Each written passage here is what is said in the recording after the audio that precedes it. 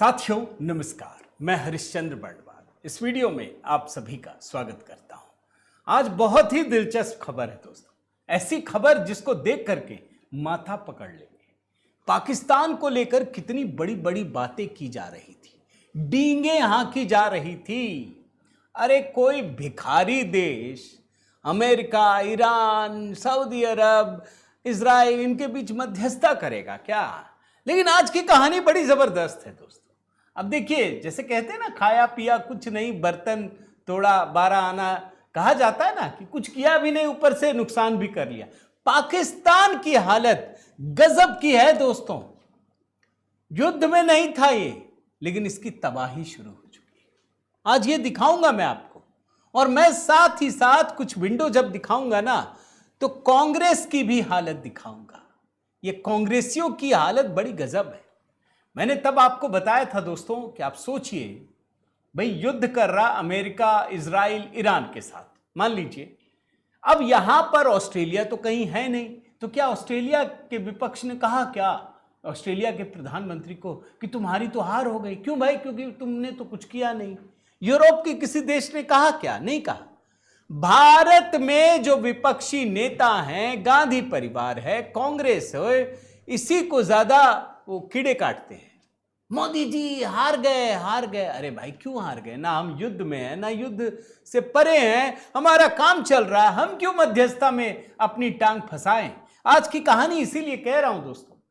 11 बड़ी कार्रवाई देखिए, अमेरिका और ईरान मिलकर के पाकिस्तान को रगड़ रहे हैं। यह मैं दिखाऊंगा, 11 बड़ी कार्रवाई, और लगे हाथ कांग्रेसी भी निपट गए। यह भी बड़ी बात है।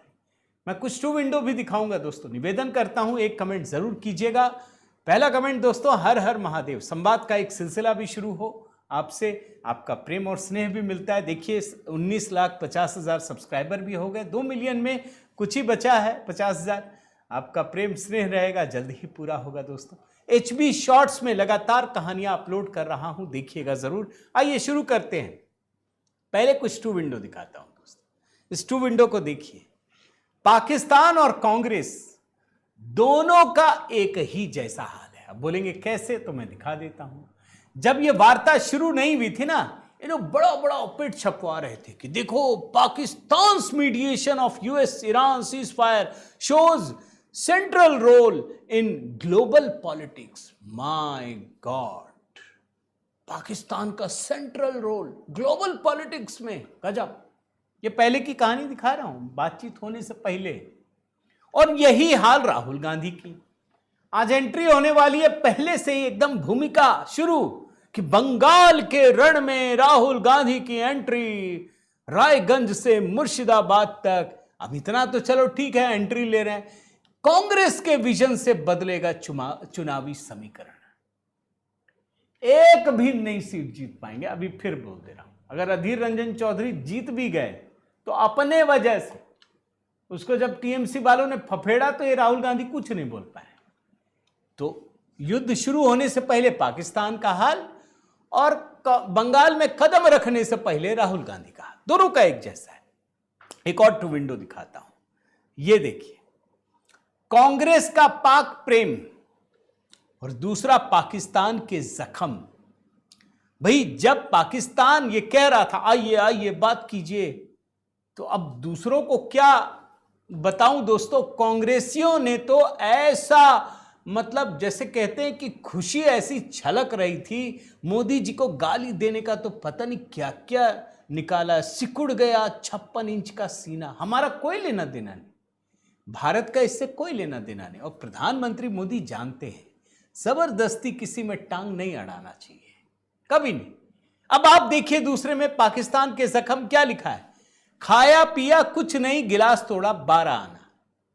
उल्टा पाकिस्तान के लिए बर्बादी का रास्ता शुरू हो गया है। यह बता रहा हूं आपको। एक और टू विंडो दिखाता हूं दोस्तों। ये टू विंडो देखिए, इसके बाद शुरू करूंगा, वॉर अपडेट भी दूंगा और 11 तबाही। ये देखिए, पाकिस्तान का सम्मान बढ़ा।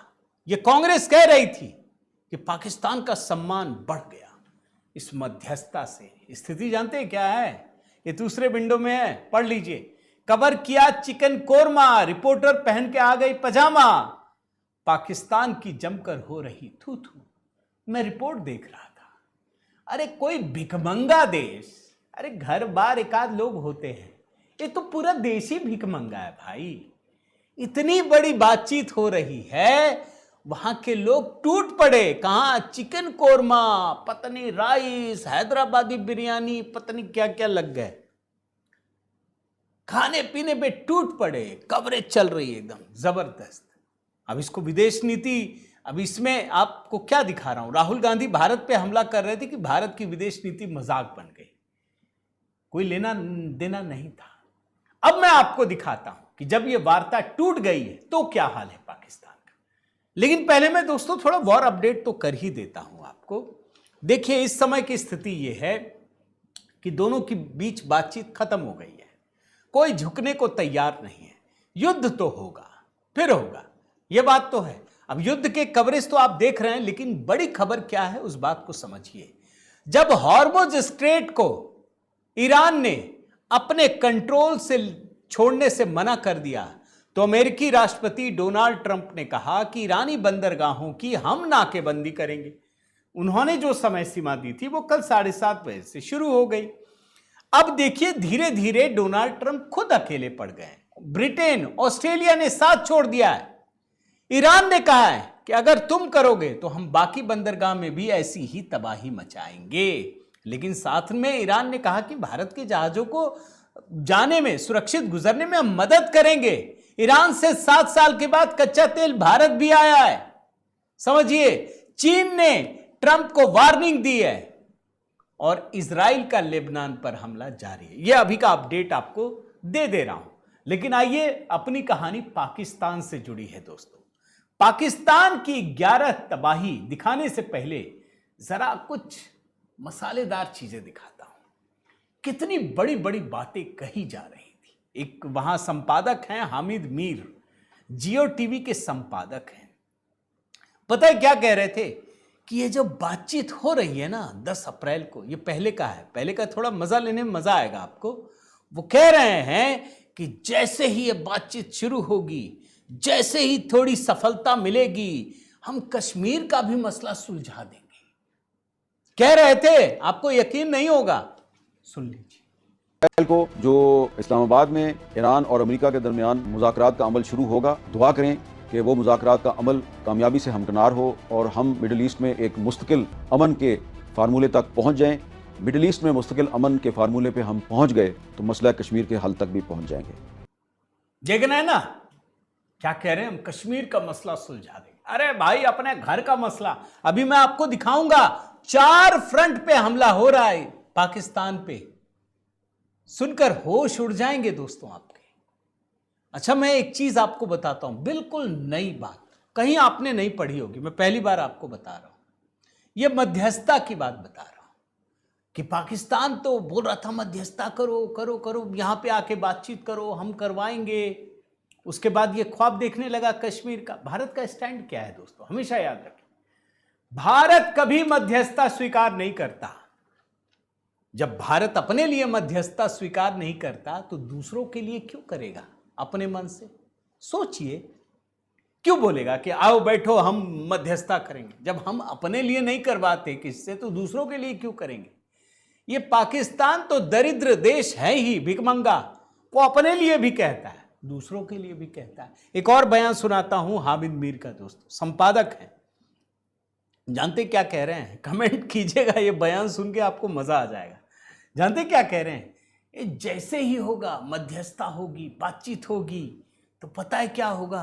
पाकिस्तान एशियन टाइगर बन जाएगा। पाकिस्तान का जो आम आदमी है उसकी कमाई बढ़ जाएगी।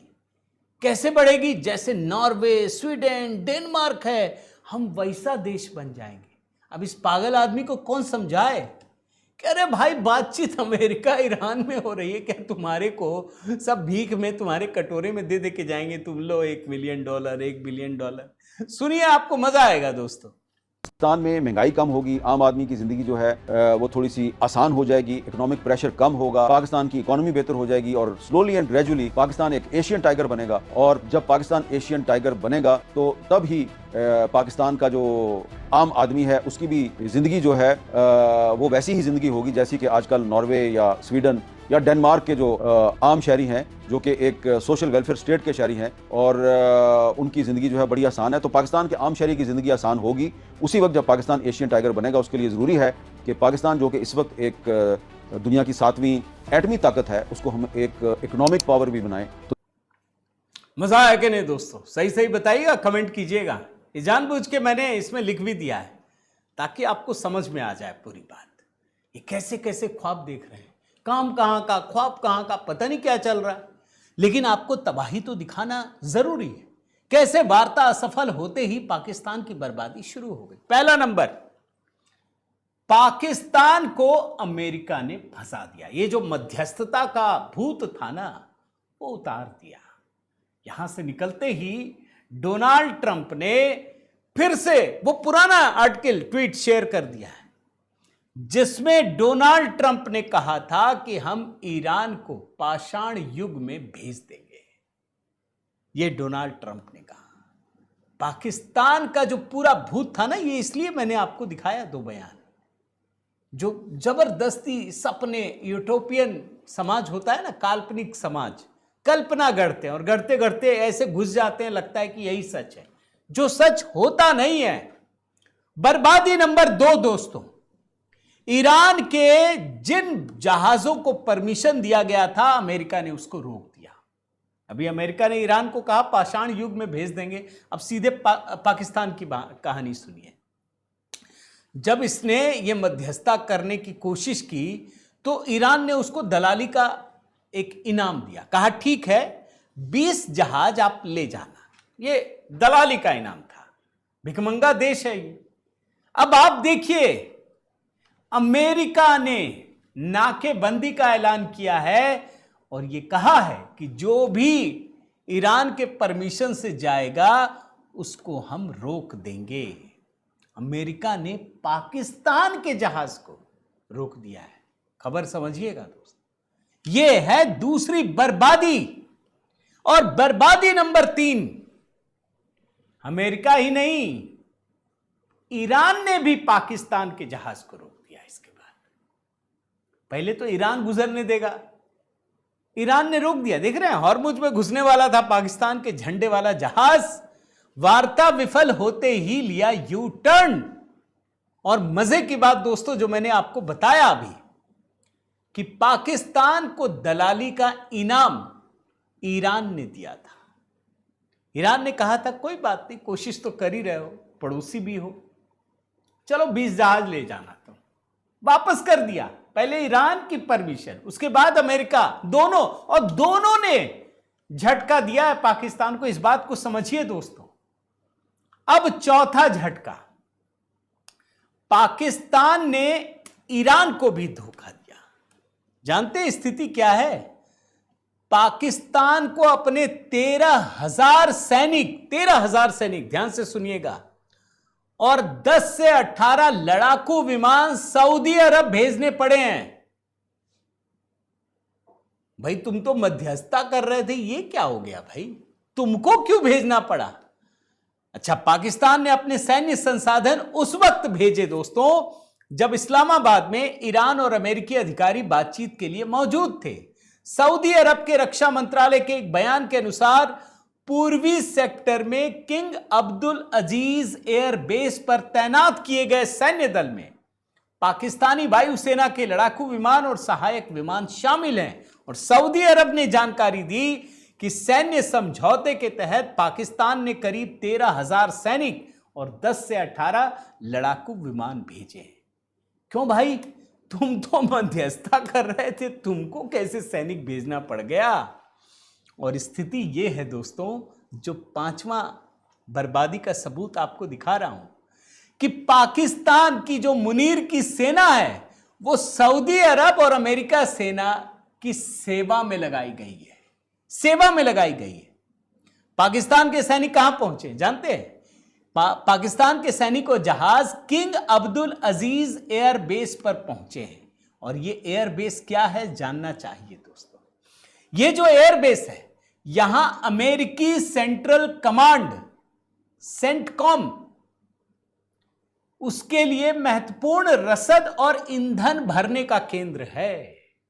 मतलब जो हमले होते हैं ईरान पर, उसका यह बड़ा केंद्र है। और यह केंद्र कितना महत्वपूर्ण है इसको इस बात से समझ सकते हैं कि ईरान ने जब हमला करना शुरू किया, पलटवार करना शुरू किया, तो ईरान ने अब्दुल अजीज एयरबेस अमेरिकी सेंट्रल कमांड पर, यहीं पर ड्रोन और मिसाइलों से हमला किया था। वहीं लगाया गया है, मार करके लगाया है। मध्यस्थता कर रहा था, पीठ पीछे कुछ और ही चल रहा था। भाई तुम तो मध्यस्थता कर रहे थे, तुमको क्यों भेजना पड़ गया? 13,000 सैनिक। ध्यान दीजिए दोस्तों, ईरान में भी जो लोग मरे हैं ना, जो आंकड़े आ रहे हैं वो 3,000 हैं।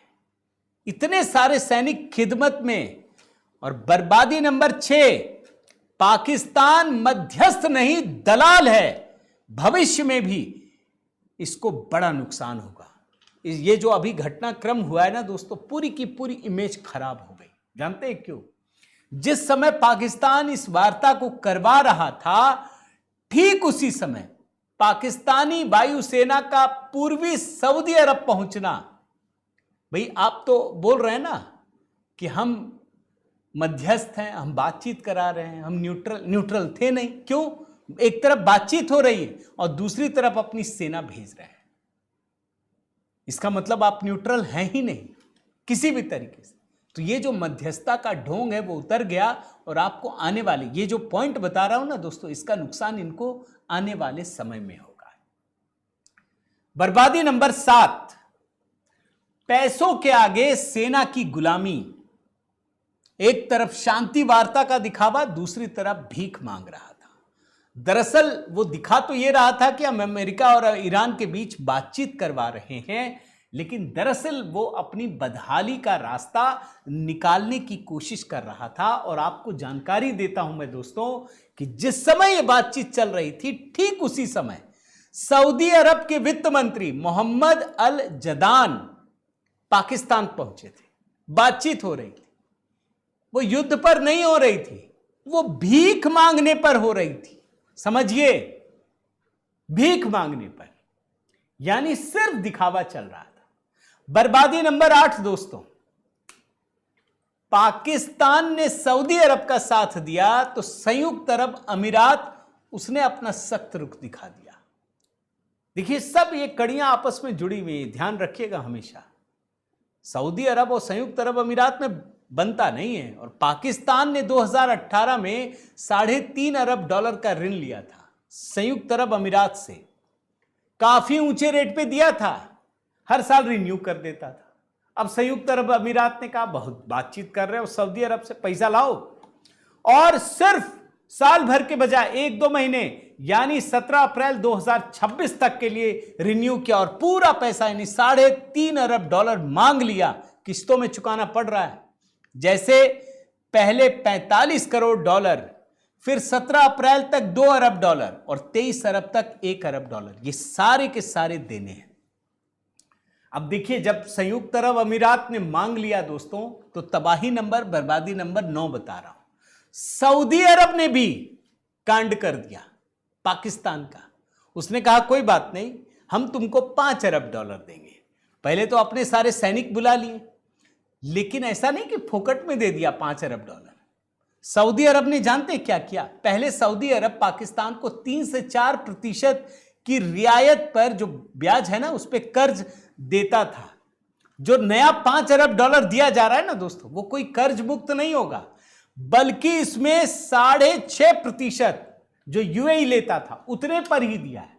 यानी जो ब्याज का दर्द है वो बढ़ा दिया। दूसरा, सऊदी अरब ने एक और शर्त रख दी कि जिस कंडीशन पे आपको आईएमएफ से मिलता है, इंटरनेशनल मॉनेटरी फंड से मिलता है, वो शर्त हमारे में भी लागू रहेगी। और आईएमएफ किस शर्त पे देता है जानते हैं दोस्तों? वो पाकिस्तान को बताता है कि तुमको अपने यहाँ इतने टैक्स लगाने पड़ेंगे, ये करना पड़ेगा, ये छूट छोड़नी पड़ेगी, ये सब्सिडी छोड़नी पड़ेगी, तभी तो आपके पास पैसा वापस होगा और आप वापस करेंगे। ये सऊदी अरब ने पाकिस्तान के सामने शर्तें लगा दी है। बर्बादी नंबर 10, पाकिस्तानी सेना पर बलूच विद्रोहियों ने हमला कर दिया है। दोस्तों जानते हैं, वार्ता सफल होने के बाद ये लोग भी घात लगाए बैठे थे। स्ट्रेट ऑफ हॉर्मुज से 400 किलोमीटर दूर ग्वादर पोर्ट के समुद्री क्षेत्र में पाकिस्तानी नौसेना पर बलूच विद्रोहियों ने हमला किया। ये पहली बार है ऐसा कि नौसैनिकों पर हमला किया गया है, पहली बार है। और बर्बादी नंबर 11, सिर्फ बलूच नहीं, अफगानिस्तान में 4 फ्रंट पर पाकिस्तान को झेलना पड़ रहा है युद्ध जैसे हालात। पहला फ्रंट बलूचिस्तान आपको बताया, दूसरा फ्रंट अफगानिस्तान यानी तहरीके तालिबान से समुद्री क्षेत्र में भी इनको सामना करना पड़ रहा है। तीसरा ईरान, क्योंकि ईरान समझ गया ये धोखा दे रहा था, ये तो सैनिक भेज चुका है सऊदी अरब। और चौथा सऊदी अरब खुद, जहां उसकी सेना खड़ी है, अब उसको ईरान से भी लड़ना पड़ेगा, उसको संयुक्त अरब अमीरात को भी देखना पड़ेगा। तो ये पूरी कहानी है दोस्तों। लेकिन भारत की कहानी क्या है? भारत के साथ ईरान खड़ा है। ईरान कह रहा है कोई बात नहीं, अमेरिका रोके, कोई भी रोके, हमारा अमेरिका से भी कोई खराब संबंध नहीं है। ईरान ने कहा है कि हम भारतीय जहाज़ों के लिए तो विशेष तैयारी करेंगे। ईरान का कल का स्टेटमेंट है कि भारत की भूमिका बहुत ही सार्थक रही। ये ईरान कह रहा है, अमेरिका भी बुराई नहीं कर सकता। ये कहानी है दोस्तों। अब आप सोचिए कि प्रधानमंत्री मोदी ने अगर मध्यस्थता नहीं की तो अच्छा किया या गलत किया। प्रधानमंत्री मोदी करेंगे, लेकिन दोनों देश को आकर के ये कहना पड़ेगा, सामने से ये कहना पड़ेगा कि आप मोदी जी जो कहेंगे वही हम मानेंगे, तभी मध्यस्थता होगी, वरना वैसे नहीं होगी। हम आगे बढ़ के नहीं कहेंगे आ जाओ आ जाओ, और फिर खुद ही अपना हाथ फंसा लो। तो कांग्रेसी चाहते हैं कि मोदी जी फंस जाए, भारत फंस जाए। मोदी जी ऐसा होने नहीं देंगे। उम्मीद करता हूं दोस्तों ये वीडियो आपको जरूर पसंद आया होगा। लाइक कीजिए, शेयर कीजिए। चैनल अगर आपने सब्सक्राइब नहीं किया है तो जरूर कीजिएगा। और आज HB शॉर्ट्स में दोस्तों बहुत ही अच्छी कहानी दिखाने जा रहा हूं कि कैसे मीरा कुमार जो हैं वो सोनिया गांधी के साथ खेल कर चुकी हैं। 11 बजे करेंगे। और बाकी HB शॉर्ट्स में बहुत अच्छी अच्छी कहानियां हैं दोस्तों, कमेंट में पिंड है, देखिएगा ज़रूर। बने रहिए, जुड़े रहिए। यूट्यूब में दोस्तों मेंबरशिप का भी ऑप्शन है, लीजिए, हमारे हाथ मजबूत कीजिए। बहुत बहुत धन्यवाद। जय सिया राम।